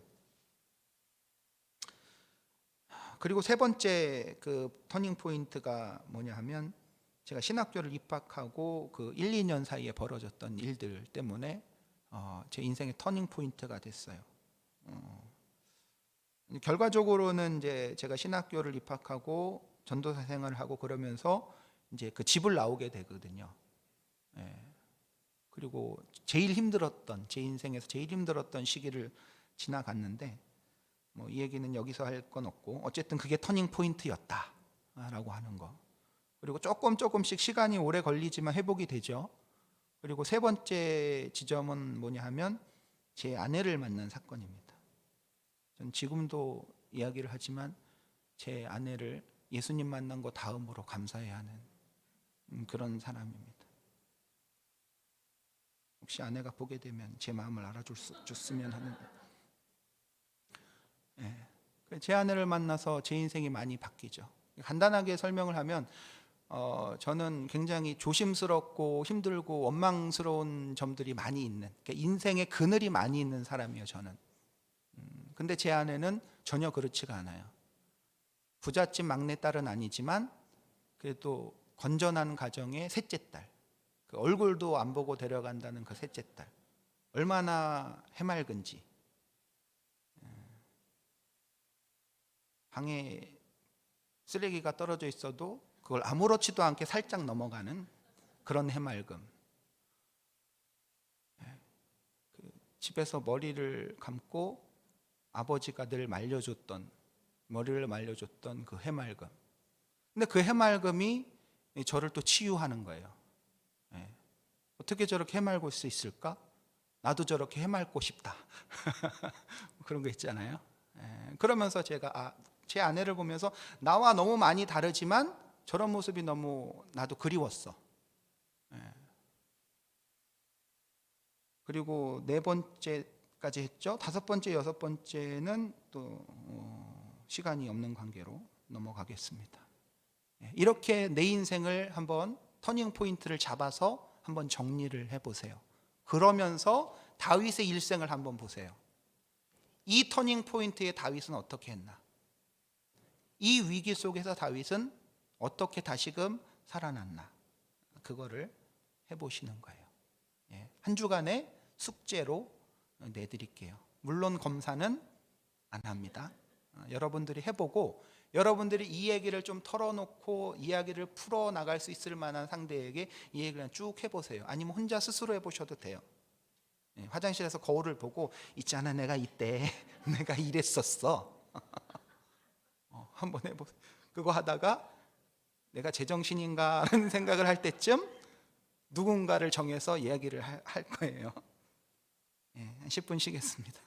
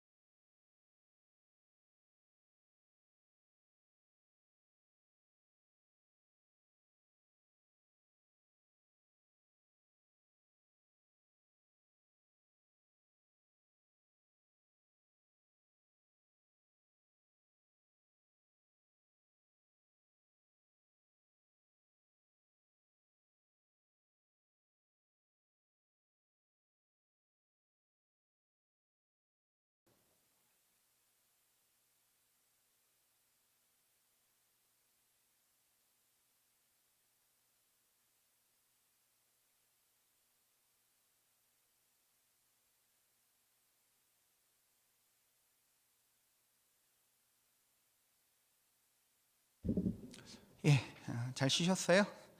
네. 그 A4용지 그 드린 거, 그 여러분 인생 그래프 그려보라고 드린 거예요. 예, 코 푸시는 거 아니고요. 예,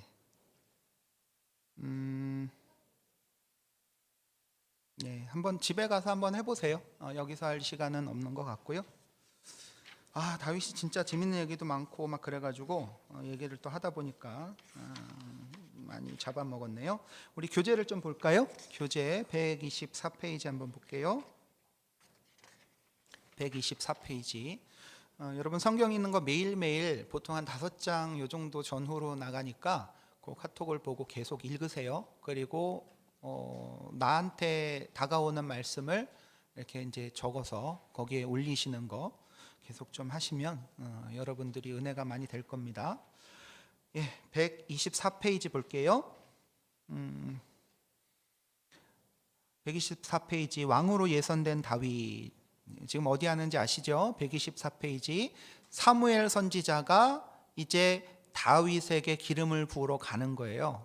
그리고 그 이세의 아들들을 모아놓고 이제 누가 기름 부음을 받을 왕의 제목인가라고 하는 것을 살펴보는 건데요.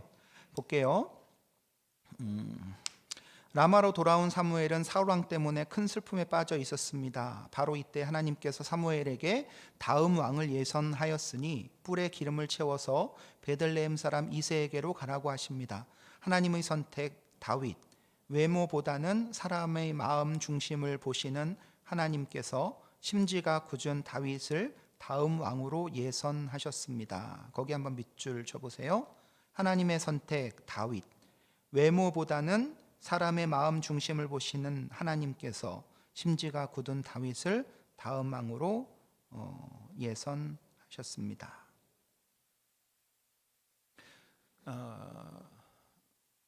여기서 유명한 성경 구절 나오잖아요. 사람은 외모를 보거니와 나 여호와는 중심을 보느니라. 사람도 나름대로 사람을 보는 기준이 있어요. 그죠? 어떤 사람은 얼굴이 잘생기면 이 듬직하다 잘생겼다 이러고요. 어떤 사람 고향 어디야 고향 이렇게 해서 사람을 보는 사람도 있고요. 어떤 사람은 그냥 일을 하나 탁 맡겨보고서 어떻게 하나 하는 걸 보는 분도 있고요. 어떤 분은 괜히 막 야단을 치세요. 막 승질을 부리고 막 야단을 치세요. 그때 어떻게 반응하는가를 보고 사람을 또 쓰시는 분도 있어요. 다 달라요. 근데 그 기준이 뭐냐 하면 이 사람의 속마음을 파악해 보고 싶다는 거예요. 그리고 내 경험에 비춰서 사람을 윽박질렀을 때 진심이 나오는 거를 파악하는 사람이 있고, 어떤 사람은 일단 다 칭찬을 해봐. 그러면은 거기에 기고만장하는지 아니면 조금 이렇게 겸양하게 차리는지 이런 걸 또 기준을 보는 것도 있어요. 근데 하나님은 어떠세요? 하나님은 그런 거 없어요. 딱 보시면 아시죠. 그러니까 우리가 하나님 앞에 하나님 나한테 왜 그러셨어요? 이렇게 따질 때가 있잖아요. 근데 하나님에게 막 따지다가 가끔 한번 그렇게 해보세요. 내가 하나님이라면 나한테 어떻게 할까? 그거 생각해보면 아마 답이 금방 나오고 정신을 차리실 거예요. 어쨌든 다윗이 그렇게 기름 부음을 받잖아요. 그리고 골리앗과 싸워서 이기게 되죠. 예, 그 내용은 너무 유명한 거니까 건너뛰고요. 5번 넘어갈게요. 밑에 124페이지 5번 다윗의 도피 생활 여기 볼게요. 많은 사람은 골리앗을 물리친 다윗을 보고 그저 놀랍다고만 생각했습니다. 하지만 같은 장면을 보면서도 더 중요한 것을 깨달은 사람이 있었습니다. 사울의 아들 왕자 요나단입니다. 다윗과 요나단은 전쟁은 여호와께 속해 있다라는 말로 통했던 것입니다. 이 만남이 무슨 만남이에요? 진실한 만남, 마음과 마음이 만나는 만남, 속사람의 만남이라고 할 수 있죠. 그는 엘라 골짜기에서 다윗이 얼마나 하나님을 사랑하는지, 그리고 하나님께서도 얼마나 다윗을 사랑하시는지 확실히 알아보게 됩니다. 이때부터 요나단은 자기 생명같이 다윗을 사랑하며 귀히 여겨줍니다. 자, 근데 이제 그 아들도 다윗 편이죠. 그 다음에 미갈도 다윗을 좋아하고 백성들도 다윗을 칭송하죠. 그러니까 사울이 만약에 이제 믿음의 사람이고 깨어있는 사람이고 계속 건전하게 갔다면 하나님께서 나에게 훌륭한 부활을 주셨구나라면서 그를 중용하고 그를 믿고 그에게 속마음을 털어놓고 이럴 텐데, 사울은 그게 아니라 질투를 한 거예요. 경쟁심으로 이제 인간관계를 끌고 간 거죠. 그러니까 경쟁심으로 인간관계를 맺기 시작하면은 항상 어떻게 돼요? 너보다는 내가 뛰어나야 돼. 이렇게 되니까 뛰어난 사람은 자꾸 어떻게 해요? 억누르고 제어하잖아요. 이제 그러면 그때부터 이제 내리막길을 걷는 거예요. 사울이 그렇잖아요. 자, 볼게요. 사울은 다윗을 군대 장관으로 임명하고 자신의 사위로도 삼았지만 다윗을 향한 사울의 질투심은 시간이 갈수록 더 깊어져만 갔습니다. 급기야 사울 왕의 귀에 들리는 여인들의 사울 천천, 다윗 만만 노래는 다윗을 서둘러 죽이려는 계획을 갖게 합니다. 다윗은 사울의 칼끝을 피해 도망쳐야만 하는 신세가 됩니다. 사울의 딸이자 다윗의 아내가 된 미갈도 왕자 요나단도 다윗의 생명을 지켜줄 수 없었습니다. 이때 지은 시가 시편 59편입니다. 시편 59편 절절해요. 내용이. 한번 집에 가서 읽어보세요. 여기서 읽을 시간은 없고요. 한번 읽어보세요. 그때 막 도망가는 거죠. 자, 그래서 도망가는데, 자, 그 옆에 빈 곳에 한번 적어보세요. 빈 곳에 제가 불러주는 거를 적어보세요. 외계어 같을 거예요. 자, 라, 높, 가, 아, 모, 해, 그.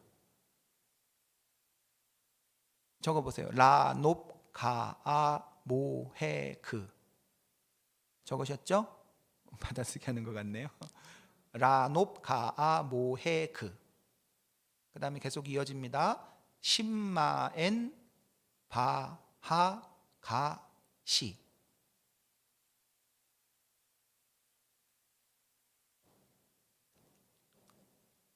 다시 라노프 가아 모헤 그 심마엔 바하가시.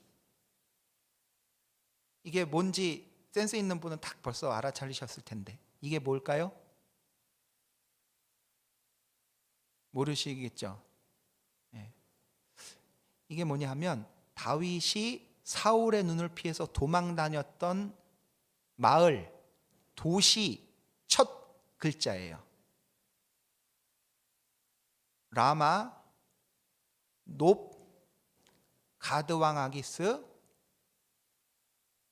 가아, 가드왕 아기스, 모압 평야, 헤레수풀, 그 다음에 십황무지, 마온 황무지, 엔게디, 요새, 그 다음에 그 신마엔 바하, 하길라, 가드 왕에게 또 갔고요. 그 다음에 시글락. 여기서 이제 다시 귀환하게 돼요. 어때요? 라노프 가아 모헤 그 신마엔 바하 가시. 몇 개예요? 전부? 몇 개예요? 네? 14개. 얼마나 힘들었겠어요? 사람이 한평생 이사를 14번 다닐까요? 더 다닐까요? 그죠? 10년도 안 되는 세월 동안 이렇게 14도시를 떠돈 거예요. 얼마나 괴로웠겠어요. 얼마나 힘들었겠어요. 그래서 이제 다윗이 표현하기를, 다윗이 요나단에게 자기 속마음을 표현하기를 이렇게 얘기해요. 나와 죽음 사이의 거리는 한 걸음밖에 안 떨어져 있다. 그 얘기 하잖아요. 얼마나 힘들었을까요? 그러니까 다윗의 시, 다윗의 이야기는 그냥 절절해요. 이 어려움을 겪고 있는 사람이 다윗의 시, 다윗의 상황을 딱 생각해 보잖아요. 그러면 이제 위로가 돼요. 치유가 돼요. 기가 막히죠.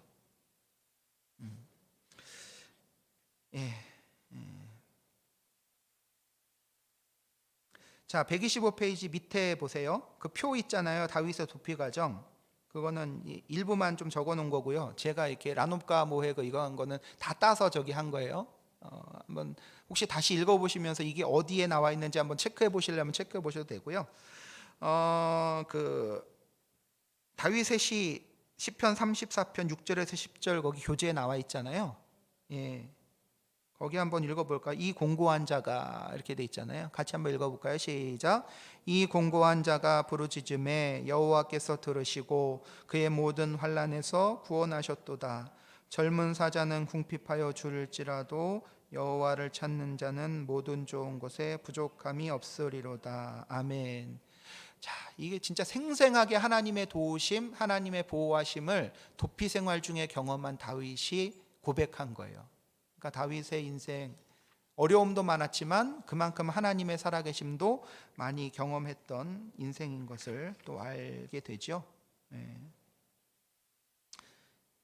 뒷장 127페이지까지가 바로 그 내용이에요. 라놉과 모의 그 신마엔 바가시, 여기 도망 다니면서 다윗이 어떻게 추적해 왔는지.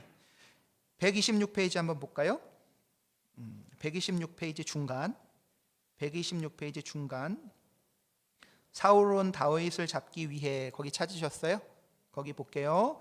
사울은 다윗을 잡기 위해 특수부대 3,000명과 함께 다윗을 추적합니다. 사울의 특수부대 3,000명은 마온 황무지에서 다윗의 오합지졸 600명을 포위하기까지 합니다.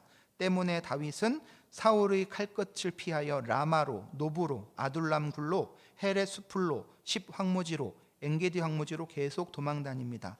이때 다윗은 다시 한번 엔게디 광야 굴속에서 제사장 나라 세계 경영권의 꿈을 새롭게 했습니다. 자, 우리 그 사무엘상 쭉 읽으면서 거기서 다윗이 사울을 죽일 아주 결정적인 기회 두 번 나오잖아요, 그죠? 근데 그 두 번 다 다윗이 죽여요, 안 죽여요? 안 죽이고, 그 명분은 뭐예요? 하나님께서 기름 부은 자를 내 손으로 처단할 수 없다라고 하는 거죠. 그리고 누구에게 맡겨요? 하나님께 맡기는 거예요. 이게 뭐냐 하면 내 인생의 주인도 하나님이시다라고 하는 걸 고백하는 거예요. 그래서 믿음의 사람, 신앙인은 내가 끝을 보려고 하지 않아요. 예. 참 신기하죠? 근데 인생의 주인이 나라고 착각하는 사람은 내가 끝장을 내려고 해요. 내가. 혹시 그 자녀에게 아니면 부모님에게 이런 얘기 들어보신 분 있어요? 내 눈에 흙이 들어가기 전에는 뭐 이런 거. 그거 안 좋은 말이에요. 자녀가 내 게 아니고, 그렇죠?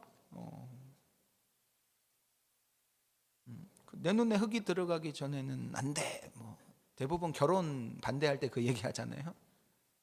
그러면 이제 그 대가 센 자녀들은 엄마 눈에 흙먼지 많이 들어가던데 그랬잖아요. 내가 끝내려고 하면 안 돼요. 혹시 이게 정말 옳다고 해도 져주는 거. 하나님도 져주시잖아요, 백성들에게. 그리고 잘 기억하세요. 이스라엘이라고 하는 말이 뭐예요? 하나님과 겨루어 이기었다라고 하는 말이잖아요. 그게 민족의, 이 나라의 이름이 되잖아요. 근데 그 말의 기원이 어디예요? 야곱이 야복강가에서 하나님의 사자와 씨름을 하잖아요. 그때 하나님의 사자가 이길 힘이 없어서 야곱에게 져줬겠어요? 그거 아니에요. 저 준 거잖아요. 여러분들도 자녀하고 싸울 때 저 줘야 돼요. 죄송합니다. 저 줘야 돼요. 근데 이게 자녀에게 저 주잖아요. 그러면 나중에 이 자녀가 철이 들고 이게 인간이라면 사람이라면 아버지가 어머니가 그때 나에게 저 주셨어라는 걸 은혜로 알게 돼요. 은혜를 깨닫는 사람은 사람이 되는 거예요. 근데 은혜를 못 깨닫는 사람은 짐승인 거죠. 사울은 점점 짐승이 돼가죠. 다윗은 점점 뭐가 돼요? 사람이 돼가는 거예요. 저게 사람 구실을 할까? 하나님께 맡기고 사람이 되도록 우리는 기도하고 때로 져주고 때로 훈계도 하고 그래야 되는 거예요. 여러분 자녀에게 매 돼요, 안 돼요? 이거 뭐 인권법 뭐 이런 거 해가지고 학생 인권조례에서 잡혀갈 얘기인지 모르겠지만 저는 자녀들 때려야 된다고 생각해요. 그리고 실제로 저는 때려요. 잡아가려면 잡아가라고 해. 근데 인간적으로 훈계를 하고 매를 들어야 되는 거예요. 그렇지만 져줘야 될 때가 있어요. 압살롬 반역에 대한 기사 성경에 쭉 나오잖아요. 근데 거기 특이한 기록이 하나 있어요. 다윗이 압살롬을 향해 네가 왜 그랬느냐라고 하는 말로 한 번도 섭섭하게 해본 적이 없었더라. 그런 내용 나와요. 혹시 기억하세요? 근데 이 똑같은 내용이 어디에 나오냐면 오늘 읽은 성경 구절에 열왕기상에 아도니아가 반역을 일으켰을 때 아도니아에 대한 기록을 한 줄 딱 남기거든요. 그때 뭐라고 기록되어 있냐면 아도니아는 준수한 사람이더라 그랬어요. 그리고 그 아버지 다윗이 네가 왜 그랬느냐라는 말로 섭섭하게 해본 일이 없었더라 그래요. 이게 무슨 얘기냐면 자녀에게 매를 안 댔다는 뜻이에요. 근데 아무리 여러분 인격적으로 대한다고 해도 여러분 이게 화가 나고 감정이 폭발하면 때려요, 안 때려요? 때리잖아요. 근데 감정을 절제한 상태에서 매를 대는 게 훈계예요. 감정을 절제한 상태에서 그걸 잘 해야 돼요. 나중에 또 시간이 되면 감정 다루는 부분도 조금 얘기를 해드릴게요. 안 할 수도 있고. 넘어갈게요. 여기에 자, 다윗의 망명과 사울의 최후 봅니다. 127페이지. 127페이지 볼게요. 사울의 추적을 견디다 못한 다윗이 또다시 망명을 시도했고, 이번엔 하나님께서도 허락하셔서 다윗은 블레셋 아기스 왕 밑에서 얼마간 지내게 됩니다.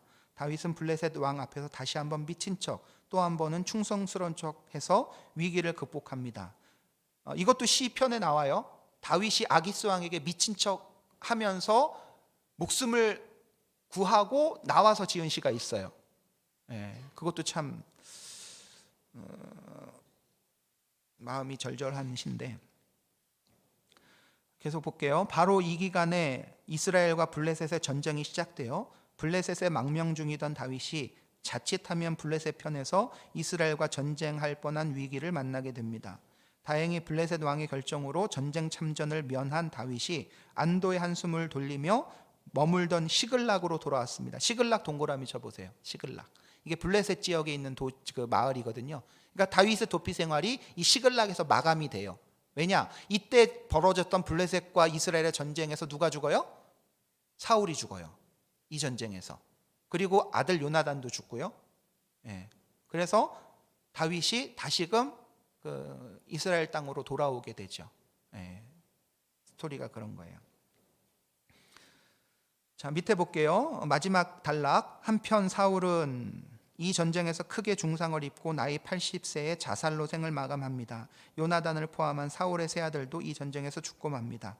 블레셋 군인들은 죽은 사울과 세 왕자의 목을 잘라 블레셋으로 가지고 가고, 목이 없는 사울과 세 아들의 시체는 길보아 산 근처 벳산 성벽에 못 박아 걸어 놓습니다.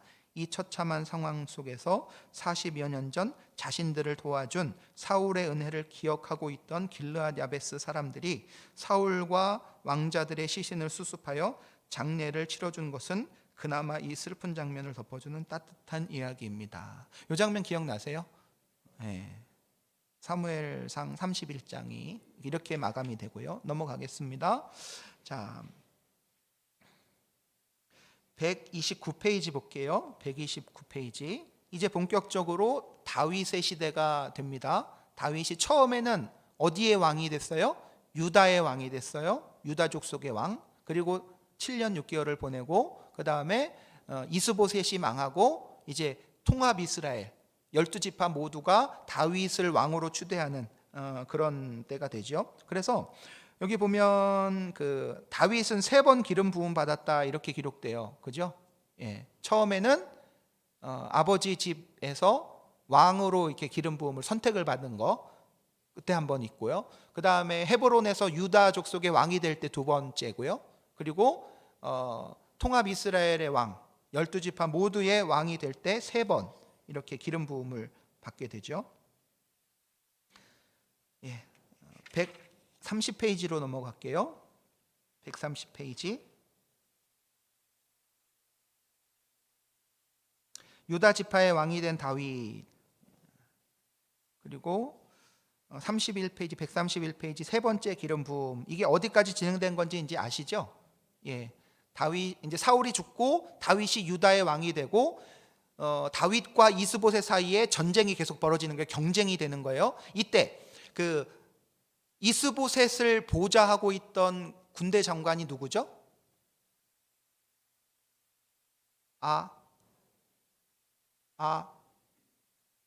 누구예요? 아브넬. 그렇죠? 아브넬이 군대 장관이었어요. 근데 이제 그 전쟁이 계속 되면서 이제 여기는 점점 망해가고 다윗이 승리를 하죠. 근데 아브넬이 이제 투항을 해요. 그죠? 투항을 해요. 다윗에게. 근데 그때 투항하러 왔다가 돌아가는 길에 이 아브넬을 누가 죽여요? 다윗의 군대 장관이었던 요압이 죽이잖아요. 그러니까 요압은 참 이 사람도 묘한 인물이에요. 다윗에게 충성을 다하고 다윗 밑에서 최고의 군대 장관이었지만 중간중간에 다윗의 뜻에 반역해서 정말 나라를 어렵게 만들 정도의 일을 자기 멋대로 해요. 그 첫 번째가 이 아브넬을 죽인 거. 그래서 다윗이 그때 어떻게 행동을 하죠? 아브넬의 죽음을 애통해하고 슬퍼하면서 장례를 거룩하게 치러주잖아요. 거하게. 그러니까 다른 이스라엘의 다른 지파들 10지파들이 아하, 아브넬을 죽인 것은 다윗이 죽인 게 아니고 요압이 죽인 거구나 걸 알잖아요. 그러니까 다윗의 행동을 잘 보세요. 다윗은 자기 권력, 자기 위치로 마음껏 휘두른 게 아니에요. 다윗의 마음속에 늘 하나님이 첫 번째로 있었고 하나님께서 맡겨주신 이스라엘 백성이 두 번째로 있었던 거예요. 그러니까 이 이스라엘 민족을 내가 끌어안고 같이 통합시켜서 나가야 된다라는 그 사명이 있는 거죠. 그러니까 아브넬의 죽음을 그렇게 애통해하면서 슬퍼하면서 나머지 다른 족속들, 다른 부족들 끌어안는 거예요. 그래서 나라가 이제 안정돼 가는 거죠. 이게 이제 다음 시간쯤 되면 이제 왕국의 분열 나오거든요. 이제 이스라엘이 북쪽의 이스라엘과 남쪽의 유다로 나뉘잖아요, 그죠? 이렇게 해서 흘러가잖아요, 솔로몬 이후에. 근데 이렇게 갈려진 이유도 이런 지파 간의 그 경쟁, 갈등 관계가 있는 거예요. 근데 다윗은 그걸 품고 나갔죠. 믿음의 사람, 하나님의 사람은 갈등 관계가 없는 가운데 있는 게 아니에요. 갈등 관계 속에 있어요. 그렇지만 그걸 같이 품고 하나님의 사람들로 하나님이 원하시는 모습으로 계속 같이 끌고 가려고 하는 거죠. 그 내용이 이제 그 131페이지에 있는 그 아브넬의 죽음에 대해서 다윗이 어떻게 했는지 내용이 나오는 거고요. 자, 넘어갈게요. 132페이지. 통일 왕국의 왕 다윗의 업적. 또 생각해 볼 게 있고 중요한 포인트니까 한번 볼게요. 자, 예루살렘 통일 왕국 이스라엘의 왕이 된 다윗은 먼저 수도를 예루살렘으로 옮기려는 계획을 추진합니다. 그러기 위해 다윗은 아직까지도 여부수족이 살고 있던 예루살렘을 마침내 점령하여 그곳을 새 수도로 삼습니다. 여기 예루살렘으로 입성하기 전에는 어디였어요? 헤브론이라고 하는 좀 예루살렘 옆이거든요. 옆 동네, 근처 동네. 근데 이제 예루살렘으로 마침내 입성을 한 거예요. 그리고 이제 법궤 옮기기로 넘어갑니다. 수도를 정했으니까 이제 하나님의 법궤는 어디 있어요? 다른 동네에 있잖아요. 블레셋에서 있다가 어디로 옮겼죠? 어디로 옮겼어요, 그죠? 그 법궤를 이제 예루살렘 수도로 옮겨오는 거죠. 그렇죠? 자, 볼게요. 법궤 옮기기. 예루살렘으로 수도를 옮긴 후 다윗은 하나님의 궤를 수도로 옮기려는 중요한 일을 계획합니다. 사사시대의 말기에 블레셋에 빼앗겼던 법궤가 이스라엘로 돌아온 이후 기럇 여아림에 그대로 방치되어 있는 상황을 안타깝게 여긴 다윗이 법궤를 수도 예루살렘으로 모셔오고자 한 것입니다. 그래서 군사 3만을 동원하고 좋은 수레를 만들고 수레에 옮겨 싣고 이제 움직인 거예요. 근데 여기서 사고가 나죠. 이때 사고가 왜 났어요? 하나님의 법궤를 어떻게 옮겨야 돼요? 사람이 어깨에 메서 옮겨야 되잖아요. 레위인이 어깨에 메서 옮겨야 되잖아요. 그죠? 그런데 어떻게 옮겼어요? 수레에 옮겼어요. 새 수레. 이거는 이방 신들을 옮기는 방법이거든요. 그래도 예의는 갖췄어요. 새 수레니까. 헌수레도 아니고. 근데 하나님이 이스라엘 백성들에게 주신 법이 있거든요. 명령이 있어요. 여호와의 법궤는 레위인들이 어깨에 메고 옮기는 거예요. 이제 다윗이 이거를 잘못을 한 거죠. 실수를 한 거죠. 그래서 옮기다가 이렇게 그 웃사가 죽잖아요. 그리고 좀 이렇게 석 달 지나서 다윗이 고심하다가 왜 그랬을까? 하나님 왜 그렇습니까? 왜 그런 사건이 벌어졌습니까? 답을 찾았죠. 그래서 이제 사람이 메고 오죠. 자, 132페이지 마지막 단락 밑에 마지막 단락 볼게요. 석 달 후쯤 찾으셨어요? 석 달 후쯤 다윗은 하나님의 말씀에 따라 고핫 자손들로 하여금 법궤를 메게 하고 조심조심 6걸음을 걷게 해봅니다. 하나님께서 법궤 운반을 허락해 주셨음을 확인되자 황소를 잡아 화목제와 번제로 드리고 하나님 앞에서 춤추며 기뻐합니다. 이제 시내산에서 받게 된 법궤가 이제 500년 만에 예루살렘으로 가나안 땅의 수도 그쪽으로 옮겨지게 되죠. 이때 다윗이 얼마나 즐겁고 행복하고 기뻤는지 그걸 몸으로 막 표현하잖아요. 막 이게 춤을 춘 거예요. 만약 요즘 시기라면 막 이렇게 댄스를 막 한 거겠죠. 근데 이제 여기서 사건이 하나 벌어지잖아요. 그 옛날 옷은 그냥 통으로 이렇게 짠 옷이잖아요. 혁대 이런 것도 없고 이제 그냥 대충 끈으로 묶고 이런 옷인데 바지가 내려간 거예요. 그랬더니 이제 그것을 보고서 누가 조롱을 해요. 예, 아내 미갈이 조롱을 하잖아요. 성경에서 뭐라 기록하냐 하면은 그 이후에 미갈에게 자녀가 없었더라. 이제 그렇게 기록이 되잖아요. 그러니까 이것도 가만 보면 미갈과 다윗 사이에 진정한 만남과 소통이 계속되었을까? 생각해 보게 되죠. 예. 여러분도 한번 생각해 보세요. 내가 지금 내 남편과 진실된 만남을 통해서 계속 소통하고 있는가? 내 남편이 정말 기뻐하고 즐거워하는 모습을 보면서 좋아? 그게 좋아? 그러지는 않나.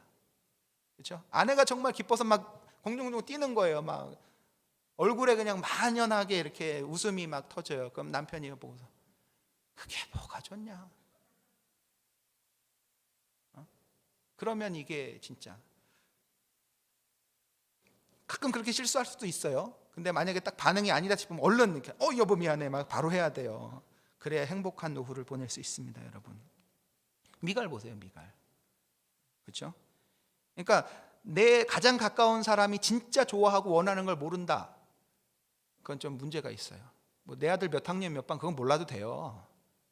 내 아들 몇 학년 몇 반 몰라도 돼요. 발 사이즈 얼마인지 내 아들 그거 몰라도 돼요. 걔네들은 다 크면 떠날 이게 따로 살 인생이에요. 끝까지 나와 같이 갈 남편, 아내 잘 또 만들어 가야죠. 넘어가겠습니다.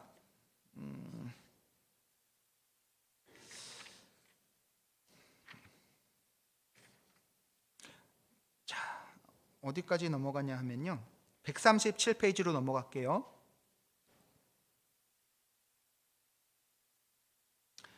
여기부터 어떤 내용이 나오냐 하면 이제 하나님의 종 다윗의 인생이 이제 기록되는데 이 터닝 포인트가 뭐냐 하면은 밧세바를 범한 사건이라고 했잖아요. 그죠? 그리고 그가 그걸 어떻게 회복하는지 그게 나와 있어요. 자, 우슬초 정결 이렇게 돼 있잖아요. 137페이지. 이건 뭐냐 하면 밧세바 사건을 통해서 하나님이 다윗의 죄악을 어떻게 깨끗이 씻어 주시는가가 나오는 거예요. 다윗은 선지자 나단의 책망을 듣고 회개했죠. 그리고 하나님께서는 다윗을 용서하셨어요. 우슬초로 정결하게 하옵소서. 그죠? 예. 그리고 여기서 하나 기억해야 될 게 뭐냐면 다윗이 회개하고 용서받았어요. 그런데 그걸로 끝이었어요? 아니잖아요. 뭐가 남아 있어요? 뒷감당해야 되잖아요. 우리가 이거 잊지 말아야 돼요. 우리가 하나님 앞에 회개했다고 죄가 다 끝나는 거 아니에요. 죄의 문제는 좀 중요해요. 심각해요.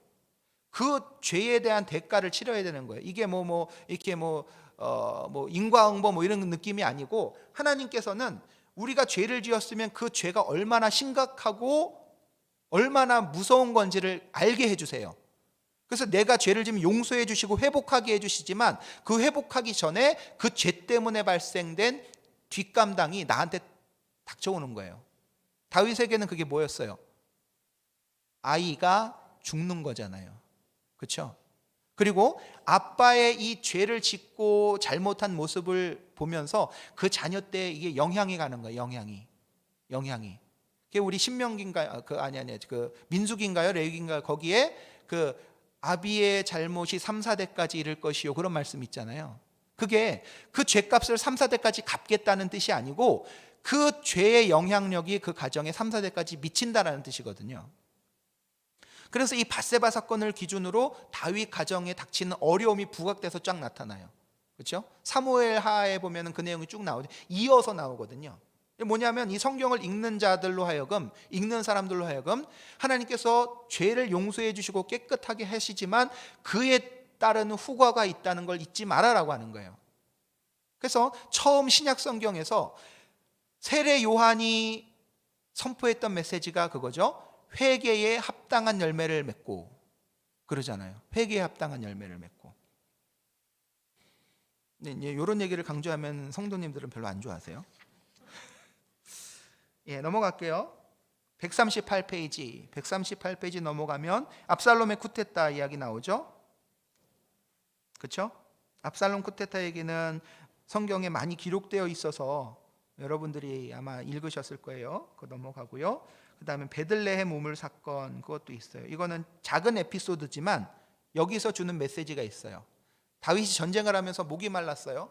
그때 목마르다, 베들레헴 곁에 우물 물 한 모금 마셨으면 내가 소원이었겠다 그랬더니 그 밑에 있는 그 군사들 중에 충성된 사람 몇 명이 그 적진을 뚫고 가서 목숨을 내놓고 그걸 물을 떠와요.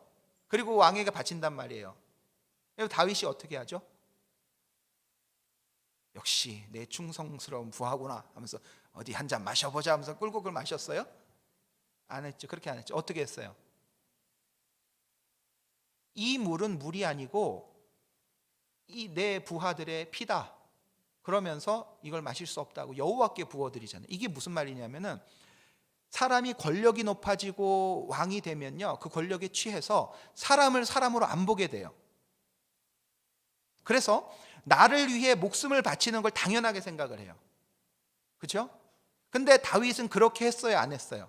안 했다는 거예요. 다윗은 왕의 자리에 있으면서도 진짜 왕은 하나님밖에 없고 진짜 왕은 하나님이시고 나는 생명을 내 맘대로 해야 할 권한이 없다. 비록 내 부하지만 이 피를 내가 마실 수 없다라고 하는 이 사람의 가치관과 신앙 고백을 한 거예요. 그러니까 하나님이 다윗을 사랑하시고 다윗이 이스라엘 왕의 모델이잖아요. 이제 여러분 이스라엘 국기, 요즘 이스라엘 국기도 보면 그 별 있잖아요. 그 파란색 별, 그거 무슨 별이에요? 그걸 다윗의 별이라고 해요. 다윗의 별. 구약 시대의 이 이스라엘이라고 한 나라의 제사장 나라의 모델이 되는 왕이 다윗이라고요. 그가 왜 모델이냐? 이런 면 때문에 그래요. 그리고 늘 자기를 표현하기를 나는 하나님의 종이다라고 얘기하죠. 내가 왕이다, 나의 백성이다, 그렇게 안 해요. 하나님의 백성, 하나님의 종, 그렇게 얘기를 하죠.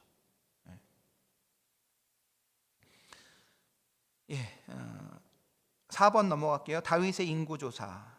이 인구조사에 대해서도 신학적으로 어떤 의미인지 설명할 수 있지만 넘어가고요. 어쨌든 다윗이 잘못을 했어요. 그렇죠? 잘못을 했어요. 그래서 하나님이 다윗에게 뭐라고 얘기해요? 그 선지자 갓을 통해서 이렇게 얘기하잖아요.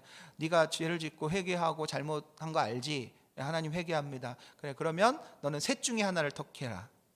뭐 택할래? 하고 하잖아요. 하나님은 우리에게 뭘 주세요? 선택권을 주세요. 어떤 상황에서도 하나님 우리가 선택권을 준다라고 우리가 생각을 해야 돼요.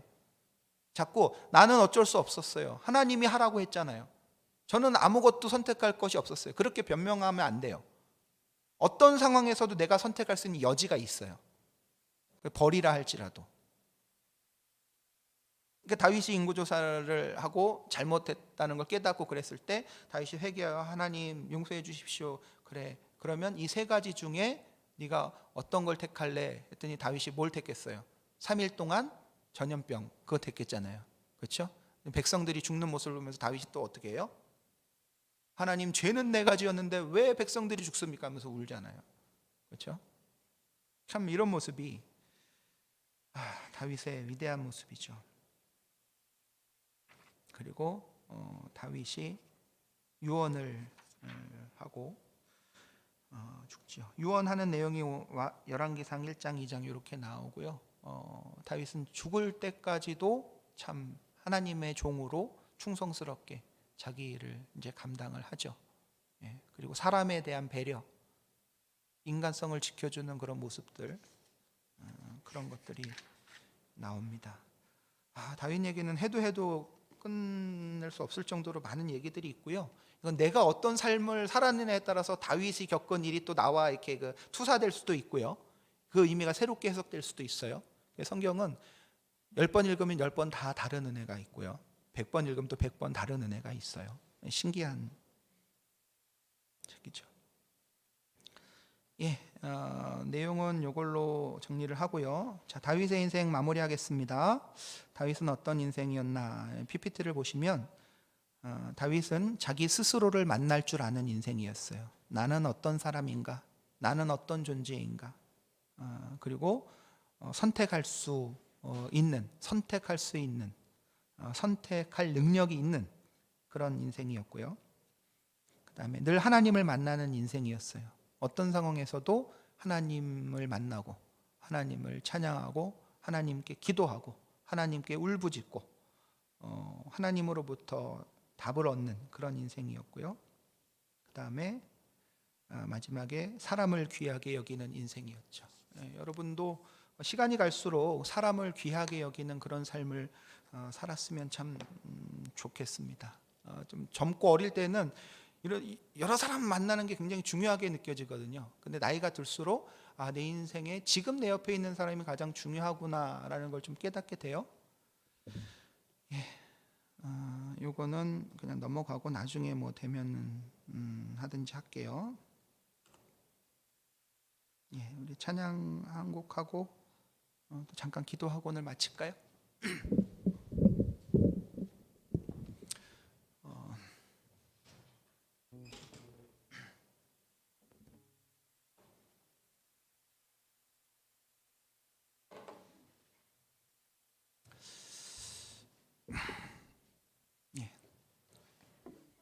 은혜라는 찬양인데요.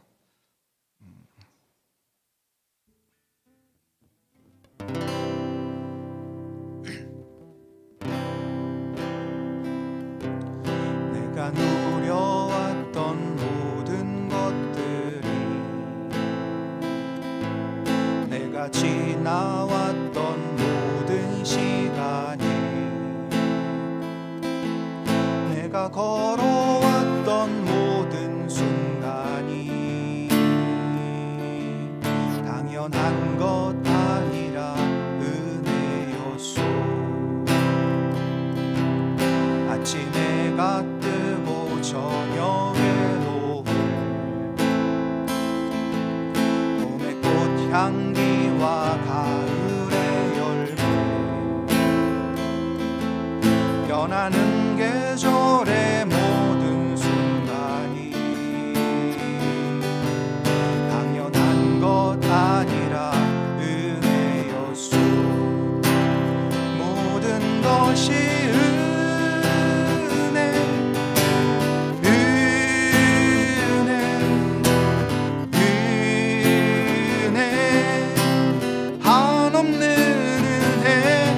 삶에 당연한 것 하나도 없었던 것을 모든 것이 은혜였소. 내가 이 땅에 태어나 사는 것 어린아이 시절과 지금까지 숨을 쉬며 살며 꿈을 꾸는 삶 당연한 것 아니라 은혜였소. 내가 하나님의 자녀로 살며 오늘 찬양하고 예배하는 삶 복음을 전할 수 있는 축복이 당연한 것 아니라 은혜였소. 모든 것이 은혜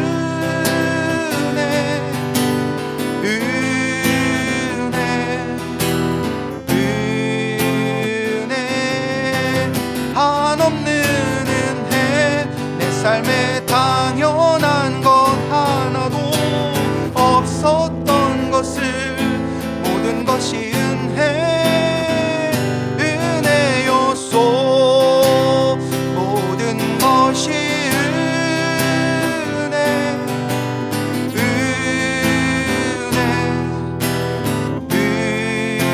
은혜 한없는 은혜. 내 삶에 당연한 것 하나도 없었던 것을 모든 것이 은혜였소. 이 시간 함께 기도하겠습니다. 내가 받았던 은혜들, 내가 누렸던 은혜들,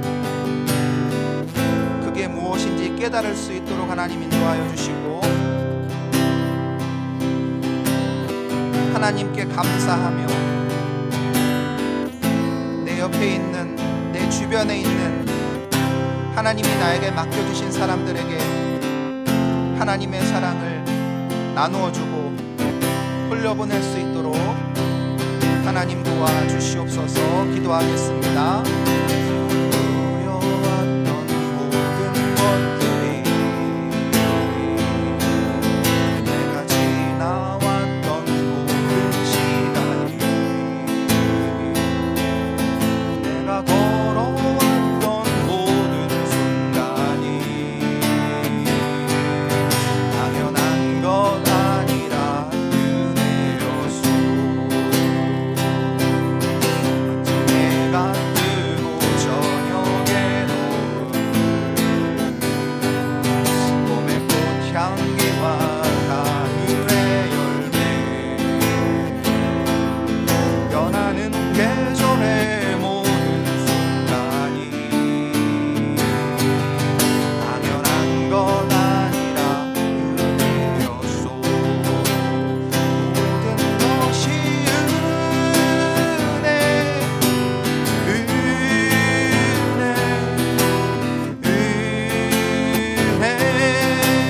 한없는 내 삶에 당연한 건 하나도 없었던 것을, 모든 것이 은혜였소.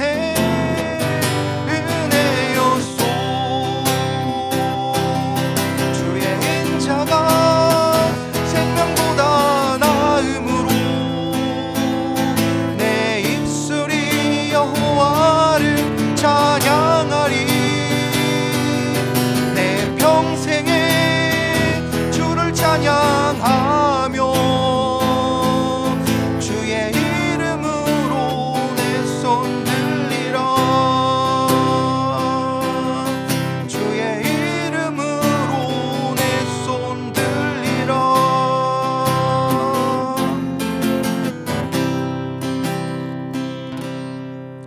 하나님 감사합니다.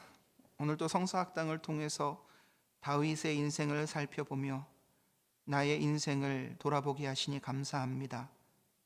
다윗의 고백과 같이 여호와는 나의 힘이요 여호와는 나의 구원이시니 내가 누구를 두려워하리요. 주의 인자가 생명보다 나음으로 내 입술이 주를 찬양하며 내 평생에 주의 이름으로 내 손을 들리이다. 이런 고백을 할 수 있는 믿음의 삶 살아가게 하여 주시옵소서. 때로 눈물 흘릴지라도 하나님 앞에서 눈물 흘리게 하여 주시고, 때로 괴로울지라도 사람들에게 분노를 토해내지 않게 하여 주시며, 진정한 나를 만나고 내 삶 가운데 역사하시는 하나님을 뵈고 다른 사람들에게 하나님의 은혜를 베풀어 줄 수 있는, 하나님의 사랑을 보여줄 수 있는 믿음의 사람으로 굳게 설 수 있도록 인도하여 주옵소서. 우리의 자녀를 주님께 맡겨드립니다. 하나님 아버지께서 인도하여 주시고 만날 만한 사람을 만나게 하여 주시고 힘들 때 좌절하지 않게 하시고 늘 내일을 소망하며 하늘을 우러러 기도할 수 있는 우리 자녀들 되게 하여 주시옵소서. 우리의 가정을 지켜주시고 남편을 붙잡아 주시고 아내를 세워주시옵소서. 우리 교회를 세워주시고 이 나라 이 민족을 굳게 붙잡아 주시옵소서.